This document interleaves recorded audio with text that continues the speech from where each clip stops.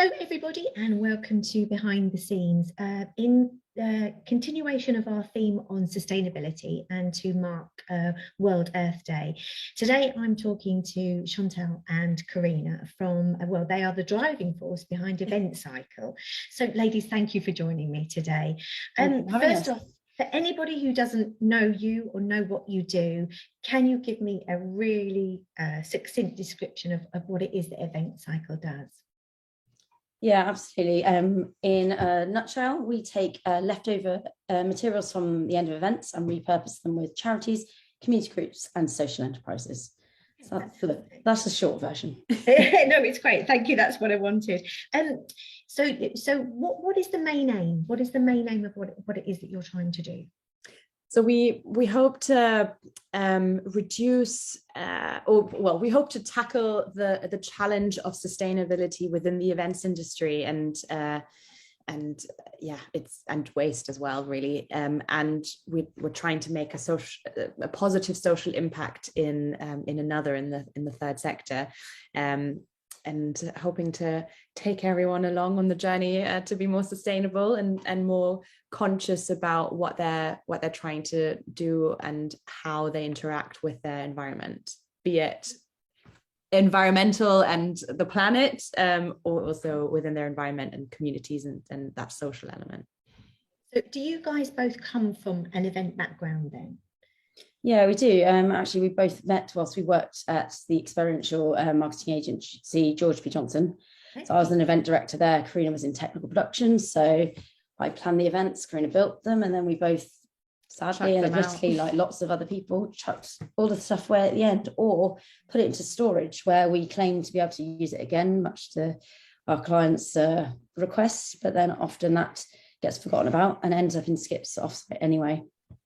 So was that where you two came up with this idea? Was it born out of a frustration, a real desire? Was it a conversation that one of you just mentioned one day over a cup of tea and said, you know what, I'm really thinking at this, and is that where it came from? How did it come about? So it was actually when both of us were no longer working at that company, just after the redundancy fund that I'm sure everyone experienced. And we were sitting together and having a conversation about how all of this knowledge that was sitting in all of the agencies about where things were and what was in all of these storages. And I know you guys at KB definitely know how that feels and how there's stuff probably still from the Olympics sitting within your storage areas of people. I think the problem is there is some really beautiful stuff made. Exactly. But if people don't know about it, or if the people that knew about it have now left or have been made left,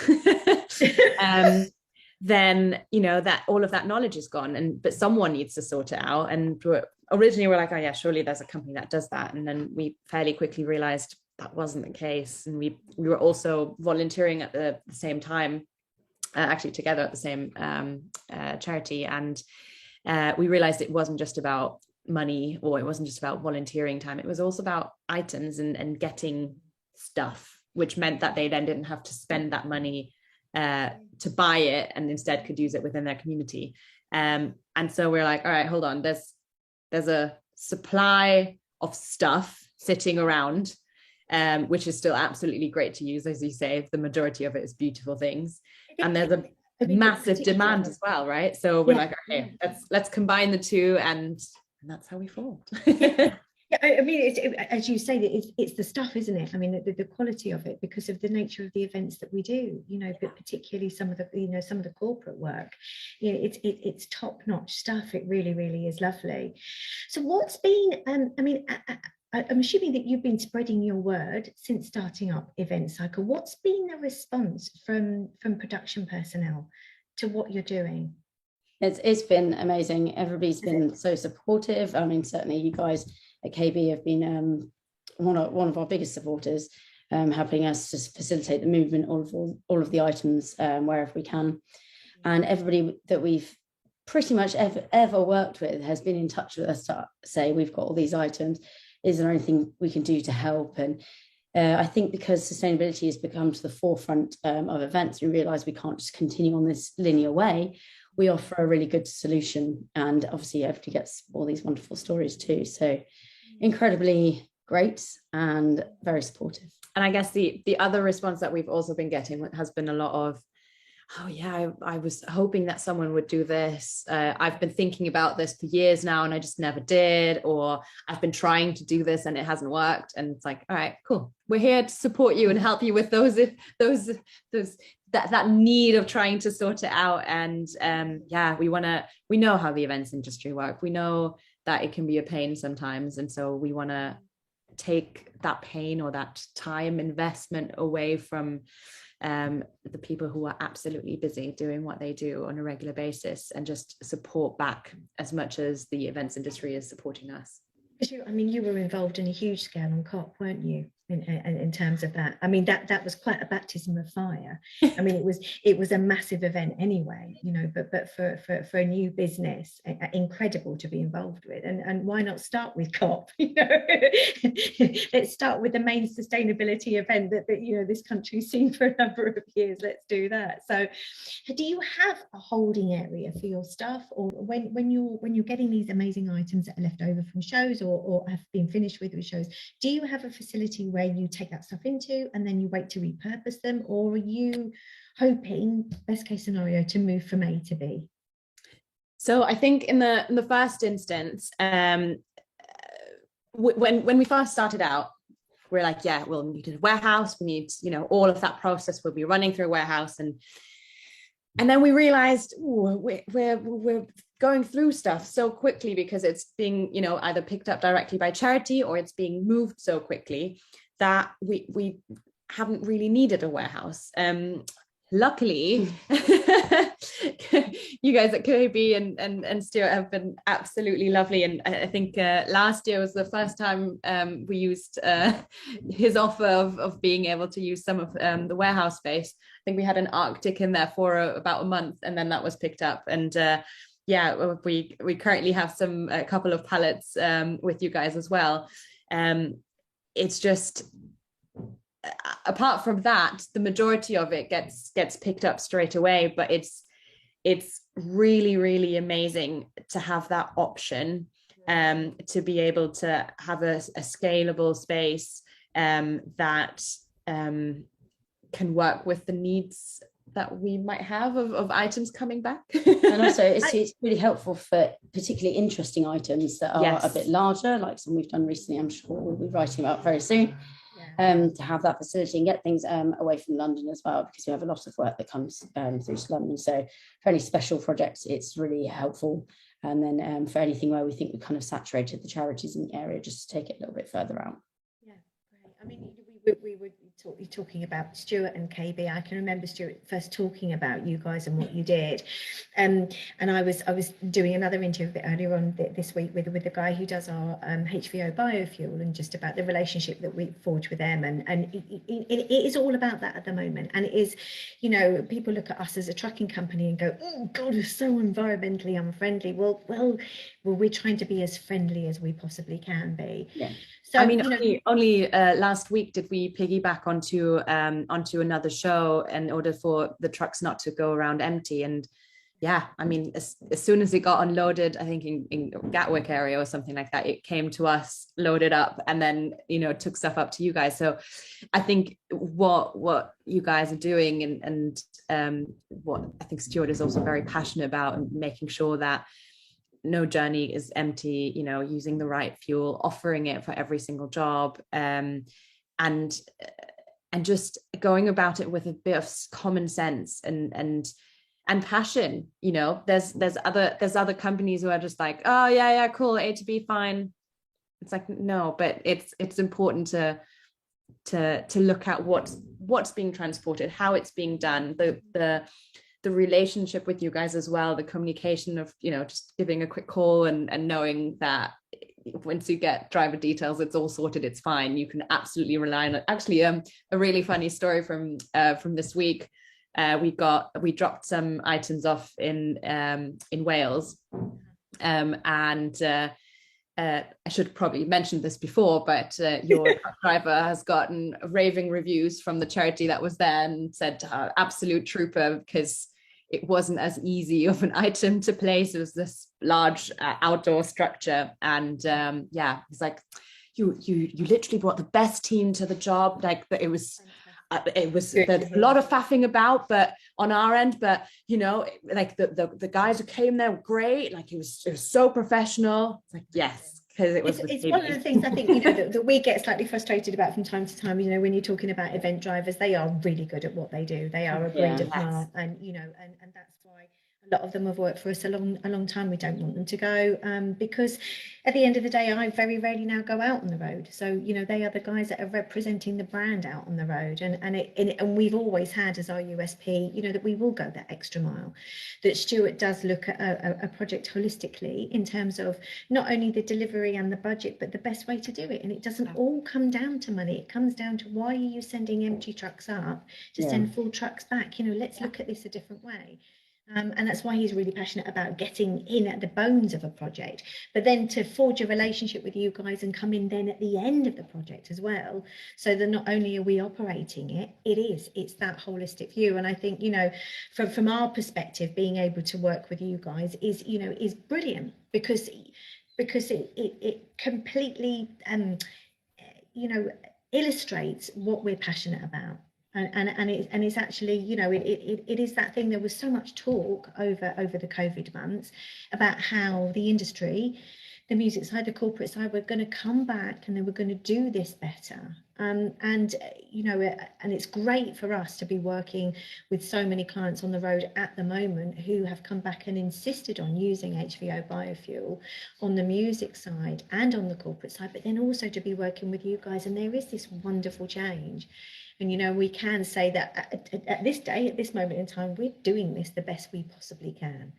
I think to underline, you're doing it. Yes. You're not just talking about it. You're doing it. And it's not like, oh, yeah, I've got this certification, I'm great. It's like, no, you're proving that I mean, you were one of the first ones to get your certifications on sustainability. So and I was very disappointed all those years ago when we got it, that people just didn't, weren't as passionate about it as I was. But we've, although we didn't continue on with this certification, we carried on with the modes of practice, and we carried on, with that stuff in terms of self-auditing. And so then you come back round to the situation that we currently find ourselves in. We are once again at the forefront, at the head of the game, and that's not, that's not to wave a flag or to bang a drum. That's just because that's what sits well at the ethos of the company, and that's what sits well with Stuart and I. So it's great to be working with you guys, and I'm long may it continue, and the stuff get bigger and more interesting. I hope so. Yeah, sure it will. If you, this is one of the questions that I mentioned to you guys the other day when I was talking to you about the interview today. If you could sit down with a bunch of production personnel or producers when they're planning or designing a show, is there anything that you would say to them about the stuff that they used or the way that they thought about doing it, when it comes to the end game, when it comes to the D-rig, and then what happens with the stuff after that? It's entirely about thinking it right from the very start, even before you've responded to the RFP. Think about sustainability, think about what you're going to put into that pitch, where it's going to go afterwards, and why you've made the decisions you've made. Why are you using that item? Do you have to use that item? Can you use something that's recyclable? And you should be using things that are both made of recyclable materials and can be recycled afterwards. And you should be thinking about where all the items that you can't recycle are going at the end, before you've even started on that journey. So it's involving everybody from creative to logistics to production to registration. Everybody needs to be involved in that conversation right from the very start, so they can all be held accountable for every single purchase that is made and where it ends up. Do you see that there's going to come a time when you guys are going to possibly offer a service where people can come to you and go, we've got this idea for a show. Have you got a list of people that we could talk to about where we can get this kind of stuff from? I mean, do you see yourself providing? I mean, we're sort of doing that already. Are you? It doesn't surprise me. One of my favourite parts of what we do is designing with social impact in mind, and certainly it's taken a little while to get some agencies and suppliers on board, but there's certainly some that are working with us right from the very pitch stage, and we're talking about designing in elements to the event that have been made by people who would otherwise not have access to employment, and it's made out of reclaimed materials. It's going into the event so they can talk about it during the event.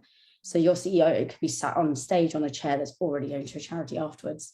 So it's all planned in, and it's made by a different charity beforehand. So yeah, absolutely. Such an amazing thing, not only for the event organizer, but for the end user.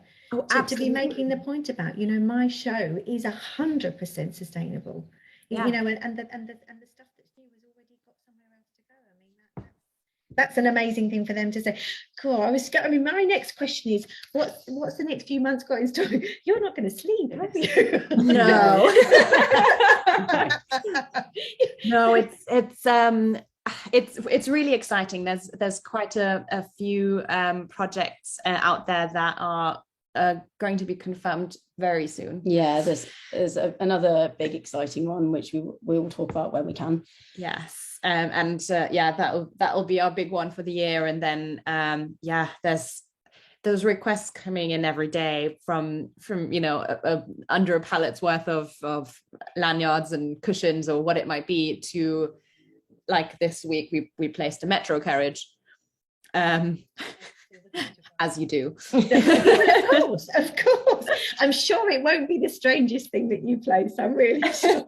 It's top of the list at the moment. At the moment it's topping it, like 6 meters by 3 meter metro carriage. And I mean, it's such a nice story as well. It's going into this community area or a school situation where it's now like a reading zone for kids, and just like a place where they can come and relax and wind down a bit. So and it will be quiet and peaceful inside. That's amazing. Lovely. Well, good for you. And my last question is, in terms of the industry as a whole, where do you think sustainability is going to be in a year's time? Do you think we're going to be looking at somewhere very different this time in a year? Yeah. Or do you think? I think it's going to be pushed along a lot more. What we're hoping for is that it becomes a bit more second nature, and not as much of and we now need to add on sustainability. No, it needs to be incorporated within everything that people do, a bit like health and safety, really. I'm hoping that that's the sort of the approach it's going to go. And we've seen that evolve. I mean, when I first started in the industry, all manner of horrors. Well, not horrors. It was just the norm, and then the change, then the change afoot, and all of a sudden, lots of PPE on site, and then lots of training, and then lots of certificates. So, be good if sustainability kicked in a bit quicker than safety. Well, yes, absolutely. I think it'll be clients asking a lot more. What people's approaches are to sustainability, and I think they'll be asking that from every single entity of that whole work stream, from the suppliers to the venues to their own internals to creative. Everyone will be asked how they are integrating sustainability, or just making sure that they're not buying the stuff that isn't sustainable from the get-go. I think at some point it'll just be hey, what are you doing? And hopefully a couple of years after, maybe not, maybe it is in the year, who knows? It'll be an element of this is my little passion project at the moment. there's loads, but is basically saying every time an agency or an end client asks for a quote, you give them the bottom line of what it costs, but you also put in the carbon footprint of your quote. So then the client can overall see what the carbon footprint is for that event. And if there is something like, I don't know, for example, if originally they asked you guys to quote for normal fuel, and you get the carbon footprint of that, and then they're like, oh, actually that carbon footprint is quite high, what can we do about it? It's like, well, we could have used HVO fuel, right? And then this is what the carbon footprint is of that, and see those changes, and being able to set targets better, and to be able to look at how you are shaping your event based on the sustainability element of the carbon footprint. And I think that's hopefully where we're going to go. Well, I mean, it's amazing. I mean, what you're doing already is amazing, and the awareness of what you're doing, and you know how many organisations are speaking to you, and you know, and I hope it just keeps growing for you guys, and I hope, as you say, you know, what you're doing, you know, becomes the norm, that people are talking about the sustainability issue from the very beginning about how they're designing shows. Ladies, my hat's off to you. Incredible what you're doing. It's also amazing to be working with you. So you know, long may that continue. Thank you so much for talking to me today. As I say, this is going to go up in April to coincide with the World Earth Day, which is really important, and I'll put links to your socials up as well, just so that people can find you, because that's, I think lots of people will be really interested in what you do, and hopefully you'll have to employ millions more people. Take care, Karina, Chantal. Thank you so much for talking to me, and I look forward to speaking to you really soon. Okay. Thank you. Thank you. Bye. Bye.